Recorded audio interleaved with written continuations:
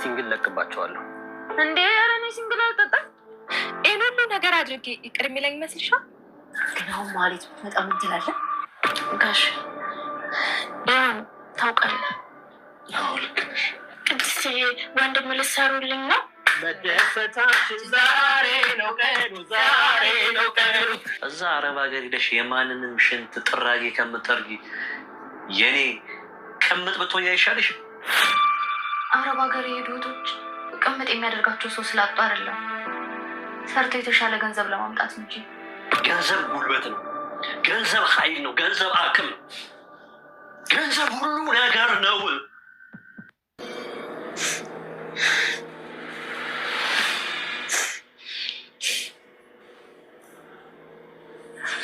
እባክህ ተወኝ፣ ጨንቆኛል። ሰው ሲጨንቆ አይተህ አታውቅም?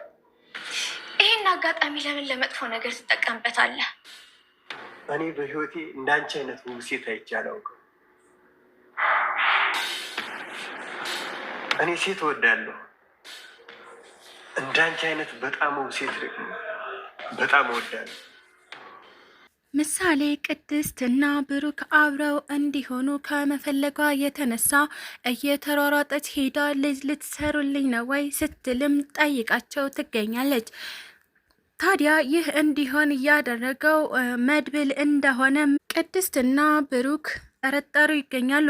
መድብል እኮ ከልጅ ጋር ሲውል ልጅ፣ ከአዋቂ ጋር ሲውል አዋቂ ነው እያለም ብሩክ ስለ ወንድሙ እያወራ ይገኝ ነበረ።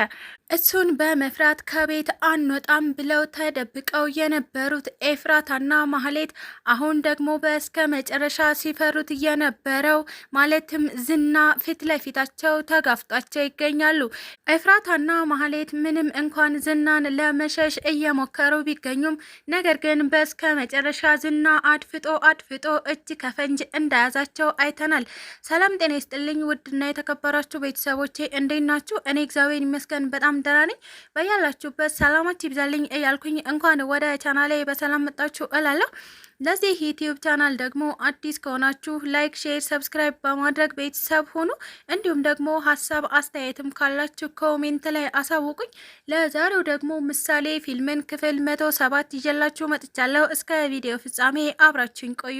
መድብል በመጨረሻ ለቤተሰቡ ደስታን ስላገኘ እናም ደግሞ ወንድሙን ነጻ ስላወጣው አሁን እጅግ በጣም ደስተኛ ቤተሰብ ስላለው እሱ ደግሞ በጣም ደስታውን እየገለጸ ይገኛል። ታዲያ በዚህ መካከል ዳጣ ነበረች። ዳጣ እጅግ በጣም ደስ የምትልና ትሁት፣ ሩህሩህ፣ የዋህ ምንም ነገር የማታውቅ ልጅ ናት። እናም መድብል አሁን የመጨረሻ ሰዓታችን ደርሷል፣ ማለትም ለሁሉም ነገር ደስታችን ጥግ ላይ ደርሰናል። ታዲያ ለምን አንተ ሚስት አታገባም ስትልም መድብልን ጥያቄ ጠይቀው ነበረ። መድብልም አይ ዳጣዬ፣ እኔ በፍጹም አሁን ማግባት አልፈልግም፣ ምክንያቱም ብዙ የማስባቸው ነገሮች አሉ። እኚህ የማስባቸው ነገሮች ሲሳኩልኝ ነው እኔ ትዳር፣ ሚስት፣ ህይወት የሚኖረኝ ሲልም መልሶላት ይገኝ ነበረ። አይ መድብል፣ አሁን እኮ የደስታችን ጥግ ላይ ደርሰናል እና ሚስት ከሌለ ደግሞ እኔ ላጋባህ ስትል ነበረ። እሷም ሚስት በፍለጋ እንደሚገኝ እየነገረችው የምትገኘው። ታዲያ መድብልም አይ ዳጣ፣ ሚስት በፍለጋ ይሆናል እንዴ? እንዴት ነው ፈልገሽ የምታመጭልኝ ሲልም ጠይቋት ነበረ። ዳጣም በጣም የዋህ ከመሆኗ የተነሳ አሁ መድብል፣ እኔም እንዲሁም ደግሞ መርዙም አለ፣ ስለዚህ ሚስት እንፈልግልሃለን፣ ያገባች ይሁንልህ፣ ያላገባች ማለትም ያረገዘች ወይስ ያላረገዘች እያለችም እየቀባጠረች ትገኝ ነበረ። ማለት እጅሽ ላይ ያለ ሚስት አለ ማለት ነው ሲልም መድብል ጠይቋት ነበረ። ዳጣም አዎ አንዲት ልጅ አለች፣ ግን አርግዛለች ስትልም መልሳለታለች። ንጹህ አባት መሆን ከቻልክ እሷን ላጋባህ ዝግጁ ነኝ እያለችም ትገኝ ነበረ። ታዲያ በዚህ መካከል ብሩክ አይ ዳጣ አረገዘች ማለት እኮ ባል አላት ማለት ነው፣ ስለዚህ እሷ ትዳር አትፈልግም ማለትም ከባሏ በላይ ሌላ ባል አትፈልግም ሲልም አፏን ሊያዘጋት እየሞከረ ይገኝ ነበር። እናም ዳጣ አይ ብሩኬ እንደዛ አይደለም፣ እሷ ባል የላትም፣ ዝም ብላ ነው ያረገዘችው፣ ማለትም ከማን እንዳረገዘች አታውቀውም፣ የቤታችን ሰራተኛ ናት፣ ሰላም ትባላለች፣ አሁን ልትወልድ ተዳርሳለች፣ እናም ባል እንደሌላት ስለማውቅ ነው ለመድብል ልድርለት እያሰብኩት ስትልም ጨዋታውን ለዛ አስይዛው ትገኝ ነበረ። መድብልም ዳጣዬ እኔ አሁን ማግባት አልፈልግም፣ ምክንያቱም የወንድሜን ስኬት ማየት እፈልጋለሁ። አሁን ቅድስትና ቡራን ከዳርኩ በኋላ እኔ ደግሞ አንድ ቆንጆ ዜማ ልለቅ አስቤያለሁ። እናም አልበሜን የምሰራው በቅድስትና ብሩክ ዙሪያ ይሆናል። ስለዚህ የሰርጋቸው ቀን እኔም ሙሉ አልበሜን እለቃለሁ ሲልም አንዳች ነገር ጣል አድርጎባቸው ይገኛል። ታዲያ ዳጣም ይህንን ድምፅ ለመስማት በጣም ከመጓጓቷ የተነሳ መድብል አጓጓኸኝ፣ አሁኑኑ ድምፅህን መስማት እፈልጋለሁ ስትልም እያጨናነቀችው ትገኝ ነበረ። መድብልም እንደዋዛ አድርጎ ካልሆነ አንድ ሲንግል ልልቀቅባቸው እንዴ ሲልም ጠይቋቸው ነበረ። ታዲያ ዳጣ አይ መድብል እኔ ሲንግል አልወድም፣ ሲንግል አልጠጣም ስትልም እሷ ወደ መጠጥ አዙራ ተናግራው ትገኛለች። መድብልም በሚያምርና ልብ በሚያስረቀርቅ ድምፁ አንድ ቆንጆ ነጠላ ዜማ ጋብዟቸው ይገኛል። በዚህ ነገር ደስተኛ የሆነችው ዳጣም መድብል አይዞህ አንተ ጀግና ነህ፣ ይህን ድምፅ በፍጹም ታፍኖ መኖር የለበትም። ስለዚህ በቅርቡ አልበም እንደምታወጣ እርግጠኛ ነኝ፣ እኔም በቻልኩት ሙሉ ላግዝህ ዝግጁ ነኝ ስትልም በደስታ መድብል አልበሙን እንዲያወጣ እየገፋፋችው ትገኛለች። በሌላ በኩል ደግሞ እህትማማቾቹ ናቸው። ማለትም ኤፍራታና ማህሌት አሁን ላይ ሁለቱ መውጫ ቀዳዳ የጠፋባቸው እናም ደግሞ መሄጃ መንገድ ያጡ ሰዎች ሆነው ይገኛሉ። ኤፍራታ ማህሌት አሁን እንደተጨናነቅን ታውቂያለሽ፣ እናም ለምን መንገድ አትፈልጊም? አሁን ላይ ዝናም ሆነ በዙሪያው ያሉ ሰዎች ማንም አንቺን አይፈልግሽም፣ እናም ደግሞ ገንዘብም የለሽም። ለምን ጎዳና ላይ ከምትወድቂ አሁንኑ ለነ ብሩክ ደውለሽ ይቅርታ አትጠይቂያቸውም? ስትልም እንደ ሀሳብ አቅርባላት ትገኝ ነበረ። ማህሌትም እንዴት ነው ብሩክ ከዚህ በኋላ ይቅርታ የሚያደርግልኝ? እኔ እኮ ልጁን ልገልበት እየነበርኩ ሰው ነኝ። እናም አልፌ ተርፌ ደግሞ እሱንም ላጠፋው ነበረ። ብዙ ርቀቶችን ተጉዣለሁ። ታዲያ አሁን ይቅርታ ብጠይቀው የምርም ይቅርታ የሚያደርግልኝ ይመስልሻል? ስትልም አውርታት ነበረ። ኤፍራታ ምንም አማራጭ የለንማ፣ ስለዚህ ደዊና ይቅርታ ጠይቂው፣ ምናልባትም ልቡ እራርቶልሽ ወደሱ ሊመራሽ ይችላል፣ እናም ደግሞ ይቅር ሊልሽ ይችላል፣ በድጋሚ አብራችሁ የምትሆኑበት አጋጣሚ ሊከሰት ይችላል ስትልም አደፋፍራት ትገኝ ነበረ።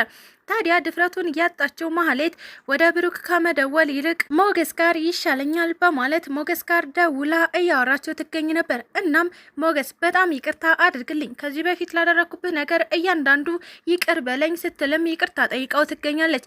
ሞገስም ችግር የለውም አንቺ እኮ ማለት ግን እኔን ሆስፒታል በነበርኩበት ሰዓት ልትገልኝ መተሽ የነበርሽ ሰው ነሽ። ለነገሩ እኔ ችግር የለውም ዋናው በህይወት መኖሪ ነው። ስለዚህ ይቅርታ አድርጌልሻለሁ ሲልም ሞገስ ለማህሌት ይቅርታውን እንደሰጣት ነግሯት ይገኝ ነበረ። ታዲያ ማህሌትም አረ በፍጹም እኔ እዛ ልገልህ አልመጣሁም፣ በጭራሽ ሞገስ እባክህ እንደዚህ አይነት ሀሳብ ከአንደበትህ አውጣ እያለችም እየተማጸነችው ትገኝ ነበረ። በሌላ በኩል ደግሞ መንታ መንገድ ላይ የቆመችው ግራ እየተጋ ባች ያለችው ሉላ ናት። ሉላ እንግዲህ በጠበቃው ምክንያት ችግር ውስጥ እንደገባች አይተናል። እናም ጠበቃው በተደጋጋሚ እየተመላለሰ ሉላ አሁኑኑ አንቺ ከኔ ጋር የማታድሪ ከሆነ እናም አንሶላ የማትጋፈፊ ከሆነ የባልሽ ውጥንቅጡ ይወጣል። ስለዚህ ውጥንቅጡ ከሚወጣ እኔን እሺ በይኝና ሀብት ንብረታችሁን በስማችሁ ላድርግላችሁ፣ እናም ደግሞ ጥብቅናዬን በስነ ስርዓት ቆሜ ልከራከርላችሁ ሲልም እየጠየቃት ይገኛል። ነገር ግን ሉላ እሱን እሺ ለማለት ብትሞክርም ነገር ግን በባሏ ላይ ክህደት እየፈጸመች መሆኑ ሲገባት አይ በፍጹም አላደርገውም፣ አንተም ገንዘቡም ሁሉም ነገር ገደል መግባት ትችላላችሁ። እኔ ከዚህ በኋላ በሞገስ ላይ መማገጥ አልችልም፣ እናም ለሱ ታማኝ ሚስት ልሆንለት እፈልጋለሁ ስትልም አስረድታው ትገኝ ነበረ። ነገር ግን ጠበቃው አሁንም ሌላ የበቀል መንገዶችን እያዘጋጀ ይገኛል።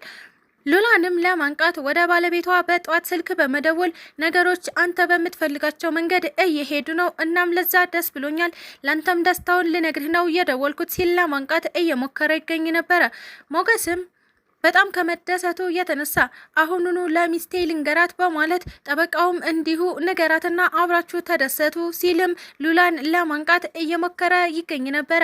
ሞገስም ሚስቱን በመቀስቀስ አሁን በጣም ደስ ብሎኛል፣ እናም የሀብት ማማ ላይ ልንወጣ ነው እያለ ሊነግራት ቢሞክርም ነገር ግን ሉላ ይህ ነገር ስላጨናነቃት መልስ ከመመለስ ተቆጥባ ትገኛለች። ማህሌትና ኤፍራታ ግራ ተጋብተው መንገድ ላይ ቆመው እንዴት እናድርግ እያሉ በሚማከሩበት ሰዓት ነበረ በድንገት ድንገት ዱብዳ የወረደባቸው።